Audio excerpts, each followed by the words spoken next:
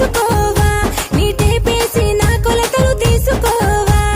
తీసుకుంటలే పిల్ల తీసుకుంటలే నీ వెనక ముందు టేపేసి